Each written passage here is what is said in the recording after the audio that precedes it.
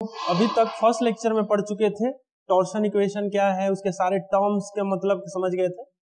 तो आज के इस लेक्चर में हम पढ़ेंगे डेरिवेशन, जो टॉर्शन इक्वेशन जो हमारा T by J tau by R G theta by A जो टॉर्शन इक्वेशन है, इसका हम लोग क्या पढ़ेंगे इस लेक्चर में, डेरिवेशन। कहाँ से आया, कैसे आया, ड्राइव। कभी कभी बहुत सारे एग्जाम में, खासकर सेमेस्टर एग्जाम में, चाहे किसी आप लोग कंपटीशन एग्जाम का जब मेंस एग्जाम दीजिएगा तो उसमें लिखने में इसको प्रूव करने के लिए आता है, ठीक है।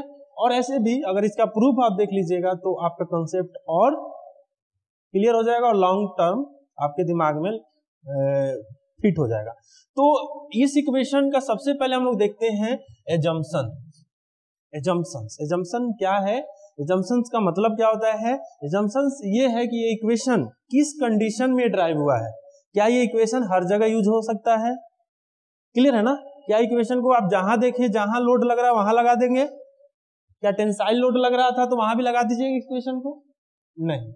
तो ये इक्वेशन कहाँ वैलिड होगा, वही उसी को हम लोग क्या बोलते हैं, एजम्पशन। इसी सर्कमस्टांस में ये इक्वेशन काम करेगा, ठीक है ना। तो कौन कौन सा है वैलिड पॉइंट, तो material should be, first assumption क्या है। कभी कभी एजम्पशन भी लिखने के लिए आपको सेमेस्टर में आ जाता है कि प्योर टॉर्शन में क्या क्या एजम्पशन है, टॉर्शन थ्योरी ड्राइव करते समय उसको आप 4 नंबर में पूछ देगा। तो material should be homogeneous and isotropic. Material जो साफ्ट का, देखिए ये साफ्ट है, जिस मटेरियल का बना होगा वो मटेरियल कैसा होना चाहिए, होमोजेनियस एंड आइसोट्रोपिक। अब क्वेश्चन उठता है कि होमोजेनियस एंड आइसोट्रोपिक का मतलब क्या होता है।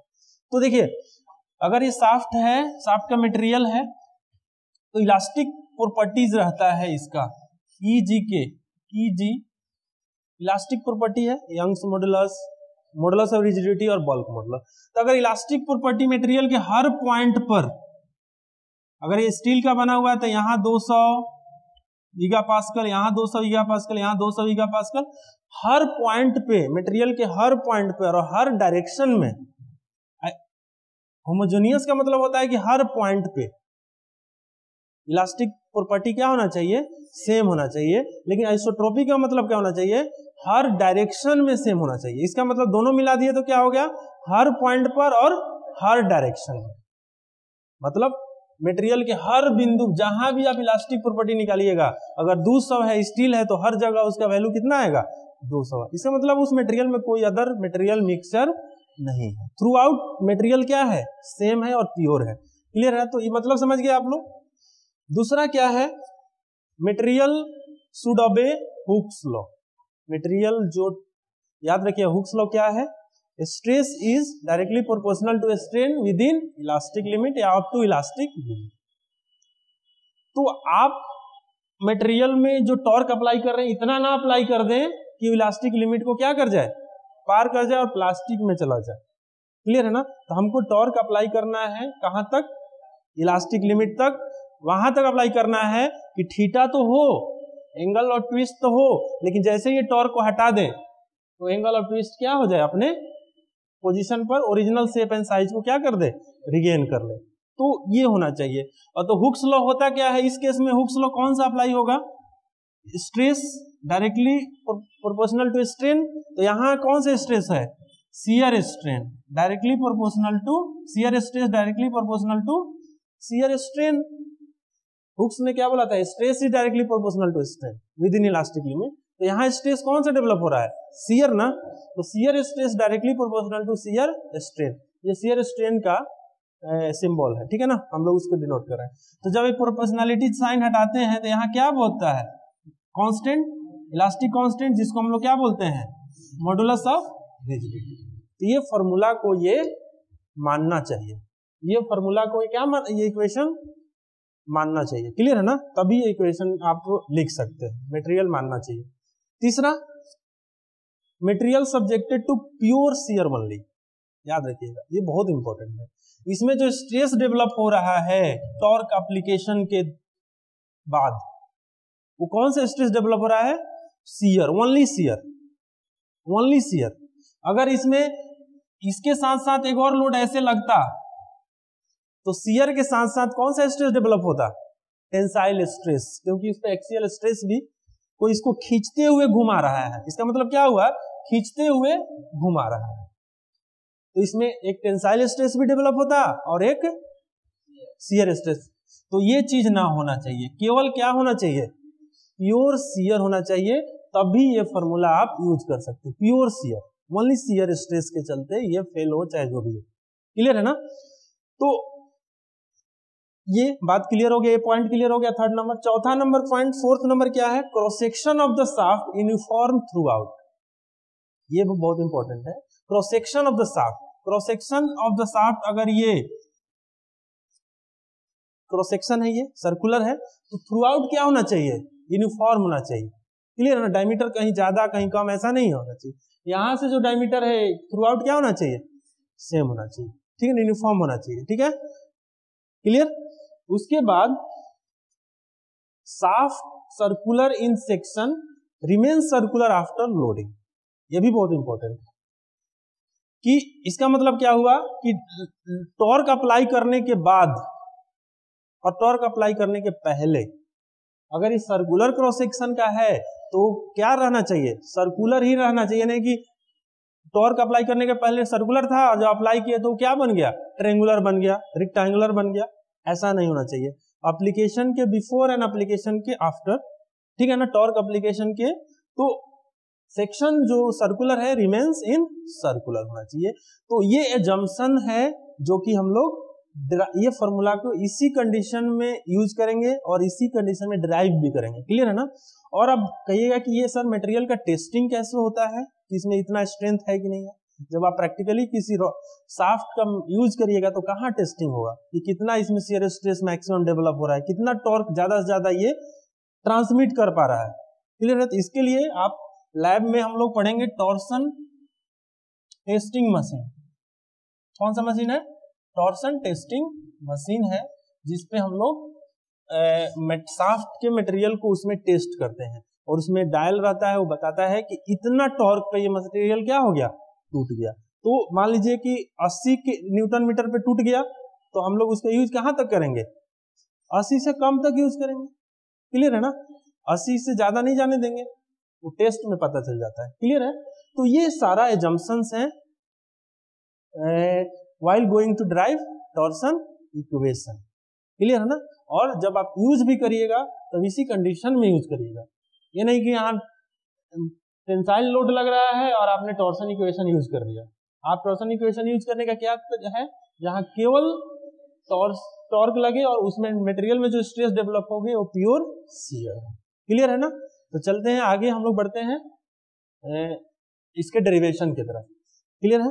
कैसे ड्राइव करते हैं, तो चलते हैं, देखते हैं हम लोग टॉर्सन इक्वेशन का एजम्पशन के बाद अब हम लोग इसके डेरिवेशन पे जाते हैं। डेरिवेशन पर तो ये हमारा ये शाफ्ट है जिसका लेंथ L है और क्रॉस सेक्शन व्यू जो है सर्कुलर है, क्योंकि सर्कुलर शाफ्ट है, इसका डायमीटर क्या है, D है, और इस पे टॉर्क कितना अप्लाई हो रहा है, T। क्लियर है ना? तो हमको इसका टॉर्सन इक्वेशन जो है ये लाना है, प्रूव करना है, ये एग्जाम में आता है। आपको एजम्पशंस पता है आपको, केवल कौन सा स्ट्रेस डेवलप होगा इस टॉर्क के चलते, शियर स्ट्रेस, और cross section through out same रहेगा। हुक्स लॉ को ये अप्लाई करेगा, ओबे करेगा, और हुक्स लॉ क्या इसमें लगेगा, shear stress is directly proportional to shear strain. इसमें इलास्टिक कांस्टेंट क्या आएगा, G है। क्लियर है? इतना बात तो क्लियर हो गया। तो इसको प्रूव करने के लिए जब ये तो टॉर्क अप्लाई करने से पहले ये बिंदु अगर यहां था, ये बिंदु यहां था, देखिए जब ये शाफ्ट है तो ये इधर से देखोगे तो ये बिंदु यहां रहा है पॉइंट, और उधर से भी देखोगे तो यही आएगा ना, क्योंकि उसी का व्यू है ना, ये इधर से साइड व्यू है। तो मान लीजिए ये P यहां पर है, तो ये P यहां पे है, इधर से देख रहे हैं तो P है, इधर से देखेंगे तो वही P दिखाई देगा। क्लियर है ना? और ये टॉर्क अप्लाई करने के पहले यहां था, लेकिन टॉर्क अप्लाई करने के बाद ये बिंदु कहां आ गया, P डैश पर, और ये मुड़ के कहां आ गया, P डैश पे। क्लियर है ना? देखो ये वाला बिंदु है ये, और घूमने के बाद यहां आ गया, तो यहां से भी तो वही ट्विस्ट हो रहा है ना, तो ये कितना डिग्री से ट्विस्ट हो गया, ये थीटा ट्विस्ट, कितना डिग्री से ट्विस्ट हुआ, थीटा। क्लियर है ना? हम चाहते हैं कि ट्विस्ट ना हो, हमको क्योंकि पावर को क्या करना है, ट्रांसमिट करना है। अगर साफ यहां से हमको यहां पावर दी और यहां मशीन को जोड़े हुए हैं, चाहते हैं कि ये चले तो ये चले, तो जब यही मुड़ जाएगा तो क्या ये मशीन पूरा चल पाएगा? चलेगा, लेकिन पूरा का पूरा पावर ट्रांसमिट नहीं होगा, ये वाइब्रेशन करेगा, उसके बाद कभी जाके ये क्या हो जाएगा, टूट जाएगा। लेकिन पावर प्लांट में जो साफ टरबाइन और जनरेटर को कपल किए हुए हैं, वो देखिए कितना सालों साल चल रहा है विदाउट एंगल ऑफ ट्विस्ट, बहुत मिनिमम। और वैसा ट्विस्ट होता है कि जब आप लोड हटता है तो फिर अपने जगह पे आ जाता है, परमानेंट डिफॉर्मेशन नहीं होता है। क्लियर है ना? तो वो सब डिजाइन करने के बाद उसको बनाया जाता है। तो अब देखिए हम लोग मान के चल रहे हैं कि थीटा ट्विस्ट हो, और याद रखिएगा theta is the deformation, deformation है ये, एंगुलर डिफॉर्मेशन। तो पूरे मैकेनिक्स ऑफ सॉलिड में डिफॉर्मेशन, चाहे लेंथ में डिफॉर्मेशन हो चाहे एंगल में डिफॉर्मेशन, बहुत ही कम मान के चला जाता है। क्यों कम मान के चला जाता है? क्योंकि आपको इलास्टिक लिमिट से अंदर ही रहना है। ज्यादा डिफॉर्मेशन होगा तो कौन सा लिमिट में चला जाएगा, आगे चला जाएगा, इलास्टिक रेंज में चला जाएगा। और इसका जम्पशन ही क्या है कि हुक्स लॉ मानना चाहिए, तो प्लास्टिक रेंज में हुक्स लॉ मानेगा क्या? नहीं। तो ये जब यहां से हम लोग अगर इसको कर रहे हैं, मिला रहे हैं पॉइंट को, ये एंगल कितना बना रहा है, 5। ये होगा शियर स्ट्रेन। ये एंगल को क्या बोलेंगे, शियर स्ट्रेन। ये एंगल क्या है, एंगल ऑफ ट्विस्ट। बात समझ में आ गया? तो ये दूरी पी पी डैश इस बिंदु पर इस बिंदु पर बराबर होगा कि नहीं, क्योंकि वही चीज है ना। तो अब वही को उसी को बराबर करना है, ठीक है।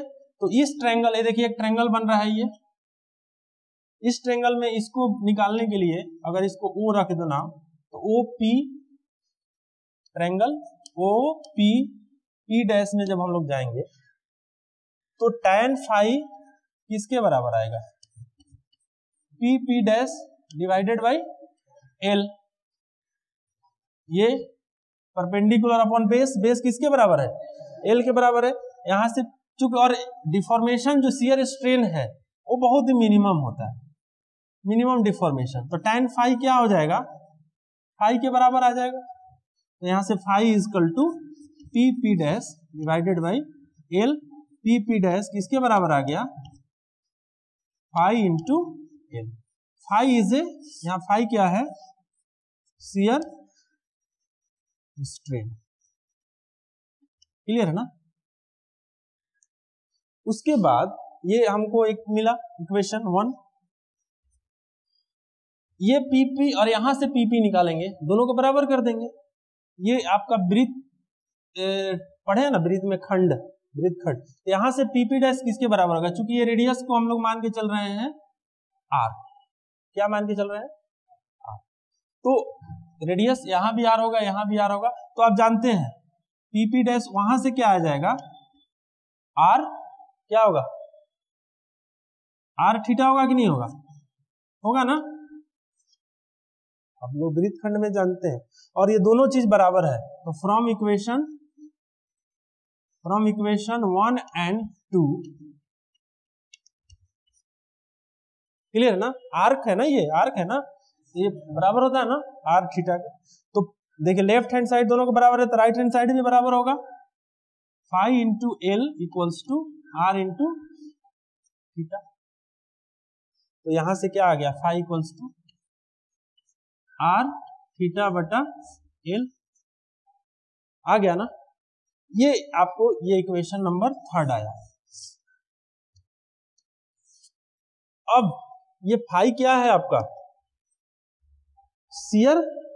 प्रूव करते समय देखिएगा थीटा आ गया, एल आ गया ना। क्या नहीं आया है, टाउ नहीं आया है और जी नहीं आया है, आर तो आ ही गया है। अब आपको क्या लाना है, टाउ और जी लाना है। देखिए थीटा आ गया, एल आ गया, आर आ गया, सॉरी इतना चीज आ गया। आपको लाना क्या है, टाउ और जी लाना है। तो ये इक्वेशन प्रूव हो जाएगी नहीं। तो टाउ और जी के पहले ही हम पढ़ चुके हैं जंक्शन में ही, ये शियर स्ट्रेन है। तो हुक्स लॉ ने क्या बताएगा, फ्रॉम हुक्स लॉ, यहां से आगे पढ़िएगा, फ्रॉम हुक्स लॉ, क्योंकि इसमें शियर स्ट्रेस डेवलप हो रहा है, तो shear stress is equals to G into shear strain. यहां से फाई इक्वल्स टू क्या आ जाएगा, टाउ बाई जी। ये आ गया। फाई का वैल्यू जब हम इसमें पुट करेंगे तो क्या हो जाएगा, tau by G equals to R theta by L होगा, और यहां से tau by R equals to G theta by L होगा कि नहीं होगा। इक्वेशन का एक पार्ट प्रूव हो गया, ये एक पार्ट ए पार्ट प्रूव हो गया, ये वाला पार्ट आया कि नहीं आया।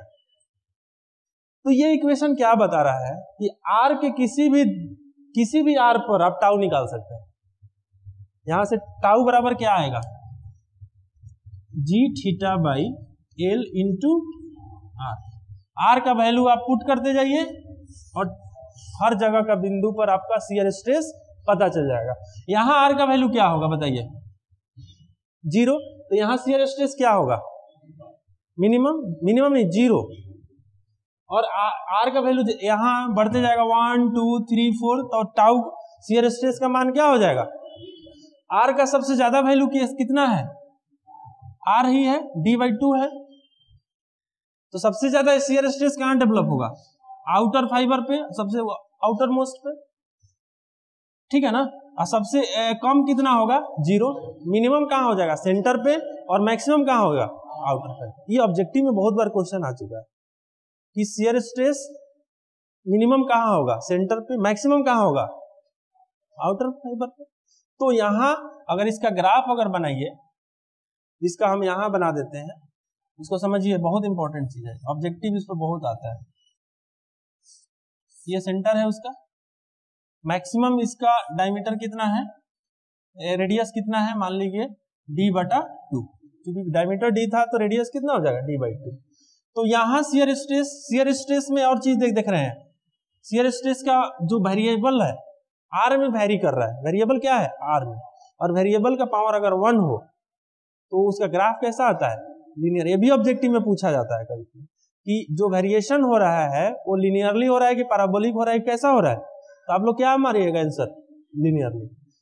और लीनियरली में आपको पता चले लीनियर ग्राफ है, और यहाँ का वैल्यू आपको 0 पता चल जाए, यहाँ का वैल्यू सब मैक्सिमम पता चल गया, यहाँ पर मैक्सिमम, यहाँ 0, फिर बढ़ते जाएगा मान, बढ़ते गया मान, यहाँ सबसे ज्यादा टाउ मैक्सिमम यहाँ आ रहा है, टाउ मैक्सिमम का वैल्यू क्या आ गया, आर का मैक्सिमम वैल्यू जी थीटा बटा एल इंटू डी बटा, यही मैक्सिमम है ना, आर का मैक्सिमम वैल्यू।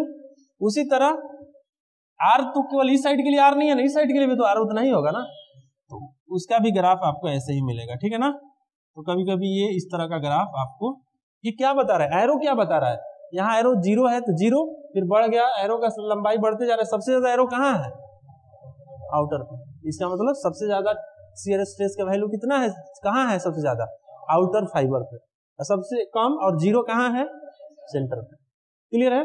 और उसी तरह आउटर, यहाँ आउटर है तो यहाँ भी तो आउटर है, क्लियर है ना, क्योंकि आर लेते हैं तो आर चारों तरफ के लिए उतना ही होता है। तो ये वेरिएशन और लीनियर वेरिएशन है, याद रखिएगा। ग्राफ कैसा है, लीनियर कैसे पता चला, क्योंकि जो वेरिएबल है, जो वेरी कर रहा है उसका पावर क्या है, 1 है, क्लियर है। तो ये इक्वेशन हमारा फर्स्ट ड्राइव हुआ। दूसरा अब इक्वेशन हमको किसको ड्राइव करना है, ये t/j लाना है। अब क्या लाना है, t/j। ये तो इतना बराबर इतना तो प्रूव हो गया, अब ये सब इसके भी बराबर हो ये प्रूव करना है। आगे चले, इसको मिटा दें।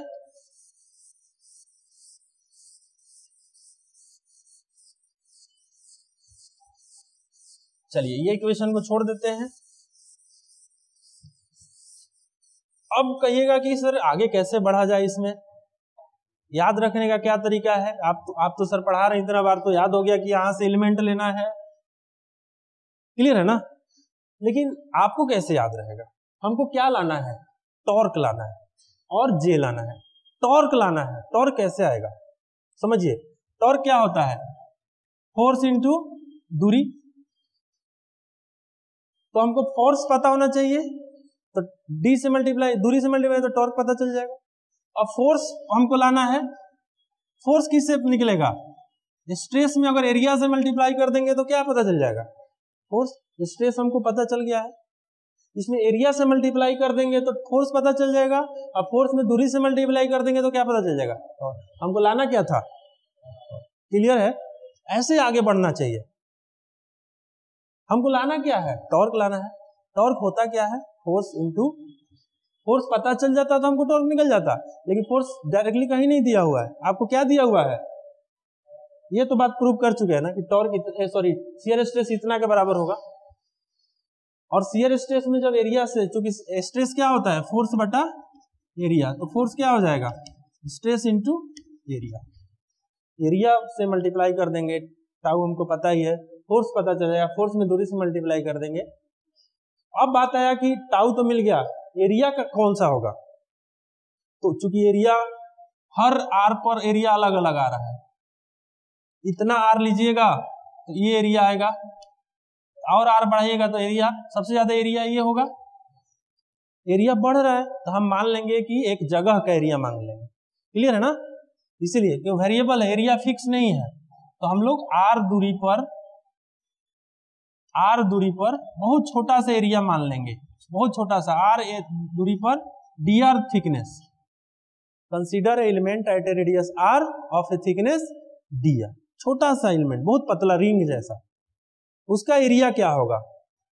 एरिया जब इसको रिंग को फैलाएंगे हम लोग, तो आर रेडियस का है तो कितना उसका लंबाई होता है, उसके परिधि के बराबर, पेरीमीटर के बराबर, और थिकनेस कितना है, डी आर।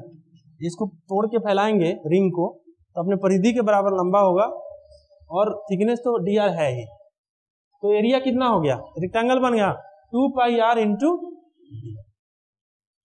तो ये चीज ऐसे करिए, ऐसे अगर आप चलिएगा तो आप कभी ये भूलेगा नहीं और आराम से प्रूव कर लीजिए। तो आपको एक लाइन लिखना पड़ेगा, consider an element at an radius of R and thickness D R, clear है ना। तो एरिया ऑफ दिस एलिमेंट क्या हो जाएगा, एरिया, छोटा एरिया है ना, तो डीए से डिनोट कर रहे हैं 2 pi are into D R, ये एरिया हुआ। तो आर रेडियस पे एरिया इतना हुआ, और आर रेडियस पे शियर स्ट्रेस कितना है, आर रेडियस पे शियर स्ट्रेस का वैल्यू कितना है, जी थीटा बटा एल इंटू आर। इस पॉइंट पर हमको शियर स्ट्रेस पता है, हर पॉइंट पर निकाल सकते हैं, क्योंकि यहाँ आर रेडियस पे है तो आर रखे हैं, तो यहाँ का शियर स्ट्रेस पता हो गया, और यहाँ के एरिया से मल्टीप्लाई कर देंगे तो क्या पता चल जाएगा, फोर्स पता चल जाएगा, ना। फोर्स पता चल जाएगा तो करो, जी थीटा बटा एल इंटू आर, ये टाउ हो गया, एरिया का वैल्यू कितना है 2 pi are into D R. ये फोर्स पता चलेगा, तो टॉर्क कैसे पता चलेगा, टॉर्क का फॉर्मूला बताए थे, डीएफ इंटू दूरी। तो यहां का फोर्स पता चल जाएगा, ये फोर्स कितना दूर पर है, आर दूर पर है ना, सेंटर से कितना दूरी पर है, आर पे। तो अब डीएफ आपको पता ही चल गया, जी थीटा बटा L into R into 2 pi R D R into R. अब यहां से dt आपका फुल एंड फाइनल निकल गया, जी थीटा बटा L 2 pi R R R, कितना आर क्यूब डी आर, ये आपको dt निकल गया। तो dt कहां का निकला, टॉर्क यहां का बस निकला। अब आपको पूरा का टॉर्क निकालना है, क्या कर देंगे, इंटीग्रेशन लगा देंगे, दोनों तरफ क्या अप्लाई कर देंगे, इंटीग्रेशन अप्लाई करेंगे, तो इसको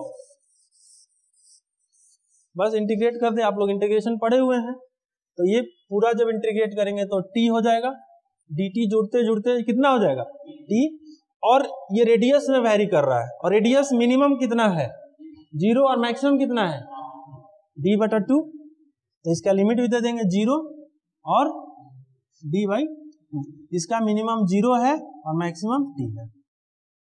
देखो टॉर्क यहाँ मैक्सिमम कितना है t, तो ये टी बचेगा, ये कितना बचेगा 2 पाई कांस्टेंट है, जी कांस्टेंट है, थीटा को हम लोग फिक्स मान लिए हैं, इतना से ज्यादा डिफॉर्मेशन नहीं होना चाहिए, एल भी कांस्टेंट है, लंबाई में तो चेंजेस होना ही नहीं चाहिए, क्लियर ना, क्योंकि केवल शियर स्ट्रेस लग रहा है। आर क्यू क्या हो जाएगा आर 4/4 के पावर 0 से डी बटा, है कि नहीं है, कोई दिक्कत है यहां तक तो बोलिए। आगे बढ़े, अब इसको सोल्व कर देना है, 2 पाई जी थीटा बटा एल, 4 को हम लोग रख लेते हैं इधर, निकाल लेते हैं बाहर, ये क्या हो जाएगा डी के पावर 4, डी के पावर 4 और 2 के पावर 4 16 हो जाएगा, और 0 पुट करेंगे तो इधर टर्म 0 आ जाएगा, ठीक है। तो क्या हो गया, और देखो 2 से 2 के 4 कैंसिल, तो पाई बटा 16 दूनी 32, ये हो गया, D4 आ जाएगा और जी थीटा बटा एल आ गया, हो गया ना। और ये फॉर्मूला आप किसका पढ़े थे स्टार्टिंग में, जे का, pi by 32 D4, polar moment of inertia का फॉर्मूला स्टार्टिंग के वीडियो में देख लीजिए चलो फर्स्ट लेक्चर में। तो इसको हम लोग क्या रख सकते हैं, जे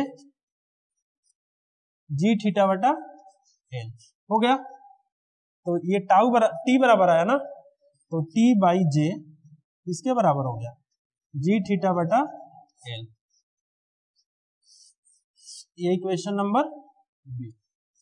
ये कौन कौन सा प्रूव हुआ, देखिए इतना बराबर इतना और इतना बराबर इतना ऑलरेडी पहले था, तीनों आपस में, इसका मतलब क्या है, ए और बी लेके चलेंगे फ्रॉम इक्वेशन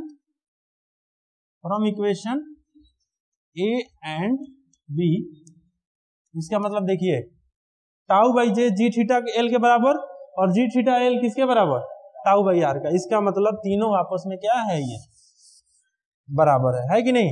इसका मतलब टी बटा जे इक्वल्स टू टाउ बटा R equals to G theta by L, clear, ये प्रूव हो गया, आपका प्रूव हो गया। तो ये है टॉर्शन इक्वेशन का प्रूफ, और इसका एजम्पशंस हम लोग पढ़ चुके हैं, एजम्पशंस क्या है। तो इसको जब प्रूव करते समय आप लोग देख लिए कि कोई बहुत ज्यादा कंसेप्ट नहीं है, आपको ध्यान रखना है कि कैसे कैसे आप आगे बढ़ना है। बढ़ने का तरीका बता दिए हैं कि टाउ जे लाना था, टाउ और जी लाना था, तो शियर स्ट्रेन आ रहा था, उसको हुक्स लॉ लगाए तो टाउ जे आ गया। टॉर्क लाने के लिए फोर्स चाहिए, फोर्स लाने के लिए शियर स्ट्रेस का वैल्यू दिया हुआ एरिया से मल्टीप्लाई कर देंगे तो फोर्स आ जाएगा, फोर्स में मल्टीप्लाई कर देंगे तो टॉर्क आ जाएगा। इस तरह से आप ये फॉर्मूला को ड्राइव हम लोग कर चुके हैं, ठीक है। तो आई होप कि आपको ये बहुत अच्छे से समझ में आ गया होगा। Thank you for watching.